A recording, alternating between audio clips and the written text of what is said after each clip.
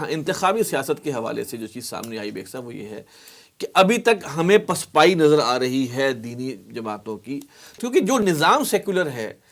تو جو ووٹ ملے گا وہ سیکولر سیٹ اپ ہی کو ملے گا نا. تو دینی جماعتوں کے لیے کیا یہ موقع نہیں ہے کہ وہ بھی سوچے کہ ہم اپنے کچھ طریقہ کار کو تھوڑا سا چینج کریں، کوئی اپنے اب ہم نے یہ کام کیا اور ہمیں اس میں ابھی تک پلس نہیں ملا. خدمت خلق کے حوالے سے آپ نے بات کی، تو کیوں نہ ہم کچھ عرصے کے لیے لوگوں کو ایجوکیٹ کریں، پہلے اسلام سمجھائیں، ان کو فرق بتائیں کیا ہوتا ہے، اور اس کے بعد پھر ہم آئیں. امیر جماعت اسلامی تک جو ہے وہ الیکشن جو ہے وہ ہار گئے ہیں. فضل الرحمان صاحب بھی کئی جگہوں سے کچھ ہار گئے، ان کی فیملی کے لوگ بھی ہار گئے، تو جو مین سامنے لوگ تھے. تو کوئی ایسا بھی تو ہونا چاہیے کہ کہہ کہ بھائی آپ کچھ عرصے کے لیے ذرا کسی اور طرف بھی آئیں، دیکھیں شاید اس طرف سے کوئی ملک بہتر ہو سکے. اور پھر اسٹیبلشمنٹ کا جو کلاسیکل رول ہے اس کے اندر انتخابات میں، اس کے ہوتے ہوئے کیسے ممکن ہے آپ یہ سوچیں کہ وہ دینی جماعت کو برسر اقتدار پہ آنے دیں گے کہ ہم پوری دنیا کو کیا دکھائیں گے کہ ہم نے مولوی کو وزیر اعظم بنا دیا بٹھا کے. یہ دوسرے معنوں میں آپ اپنے والد محترم کی بات کر رہے ہیں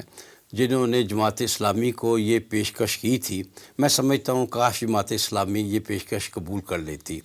غالباً اس وقت امیر جماعت تھے منور صاحب تھے کہ 25 سال کے لیے ہم عہد کر لیتے ہیں دونوں جماعتیں کہ 25 سال ہم الیکشن نہیں لڑیں گے اور 25 سال ہم میدان ہموار کریں گے، لوگوں کو اسلام سمجھائیں گے، لوگوں کو نظام سمجھائیں گے، لوگوں کی تعلیم و تربیت جس کا بھی میں نے ذکر کیا ہے. اور اس کے 25 سال بعد ہم دیکھیں تنظیم اسلامی نے کبھی بھی الیکشن کو حرام مکروہ کچھ نہیں کہا، اور کبھی یہ بھی نہیں کہا کہ ہم کبھی بھی الیکشن میں نہیں آئیں گے. یہ کبھی کا لفظ نہیں ہے، بلکہ ڈاکٹر صاحب تو بعض جگہ پر یہ کہہ چکے ہیں